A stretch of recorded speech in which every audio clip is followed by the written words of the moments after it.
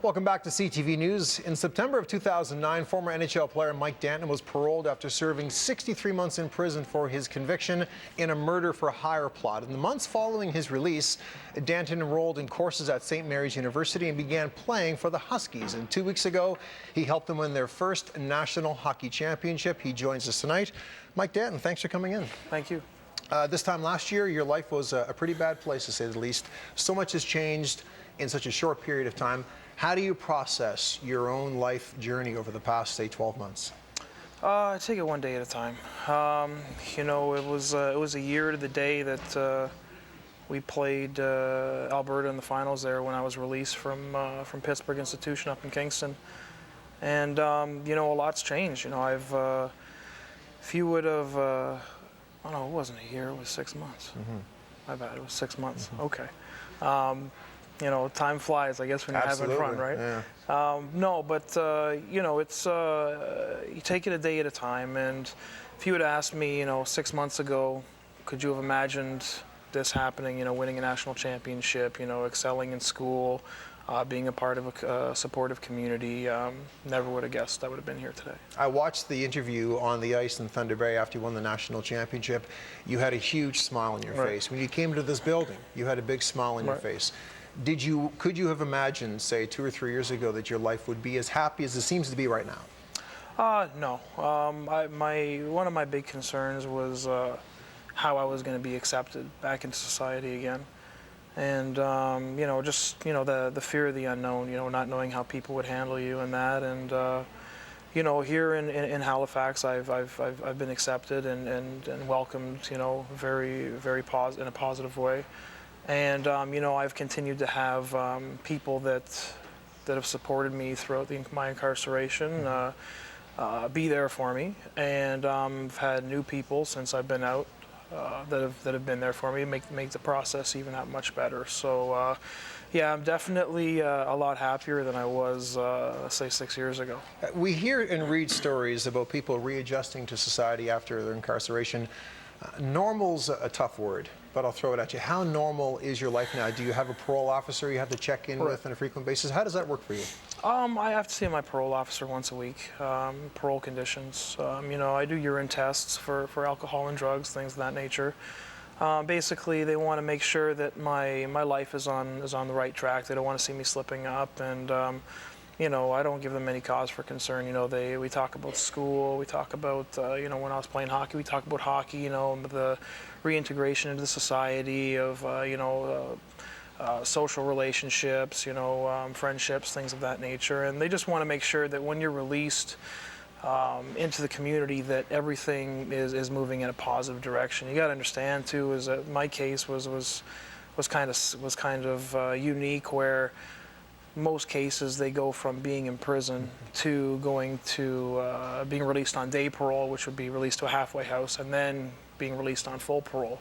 I had done so much time that when I came to Canada, I was already eligible for full parole. So I had done 65 months in prison and then was released directly to the streets, you know, as opposed to going to a halfway house. So, you know, one of my conditions is seeing a parole officer every week when it should have been every 2 weeks. So it's something in there that they put in the writing that they want to just make sure that I adjust to the community and get back to my lifestyle properly. We know the hockey side has gone well for you so far. You told me off camera a moment ago that your studies have gone very well. Yep. Your classmates, your teammates, teams you play against, did they stare at you funny? Did they treat you differently? Because your biography is different than most university students. Right.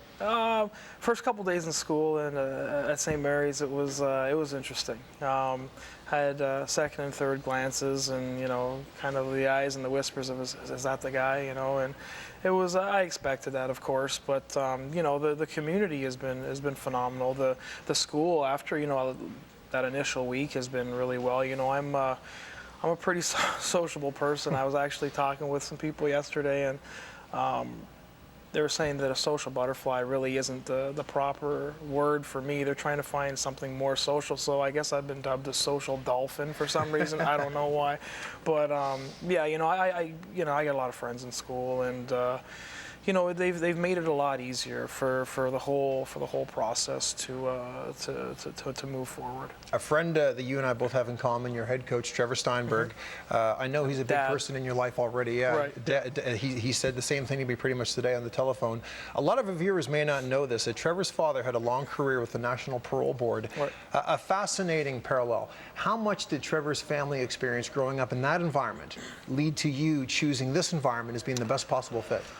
Well, I didn't really look at it that way. I think what that had to do with my decision making was that Trevor had an understanding of the background and what I was, you know, getting myself into here. You know, you know, I'm sure he spoke to his father about, you know, the ramifications and everything surrounding my case and, you know, what he would have to deal with.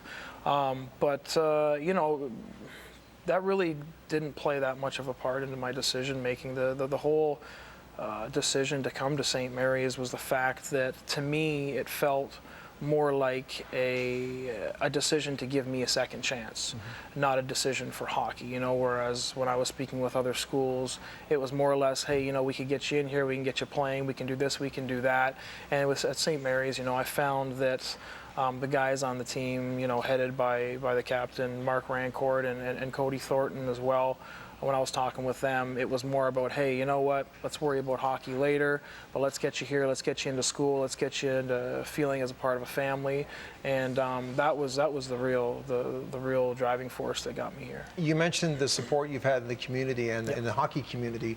There were some questions about whether a guy who's a 29-year-old ex-NHLer should be allowed to play in CIS hockey. Right. Your reaction to that is what? Why not, really? You know what I mean? It's there's nothing in the rules that says that I can't. You know what I mean? We've had, you know, I didn't know this prior to coming, but we've had athletes, you know, at St. Mary's and other Canadian universities that were into their 30s and 40s that were in sports. You know, so what's the big deal that yeah, I played professional, but at the same time, I'm not breaking any rules, you know, so I didn't see a big deal of it. I know because of your parole restrictions, you cannot travel to the U.S. for now, which limits any re-entry into the professional game. But having watched you play, the legs are there. You still play 200 feet of ice. Right.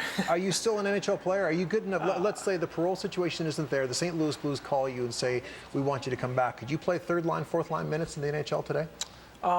Today, with a couple weeks off, I don't know, right? But you know, listen, that's my ultimate goal. Obviously, is as every athlete in Canadian university has, you know, they want to play at the highest level possible. I'd love to play in the NHL again, but you know, the travel restrictions are what's in the way. You know, so all I'm doing is I'm taking this day by day. You know, I've signed up for summer courses. I'm going to be here all summer. I need a job. Somebody give me a job, please.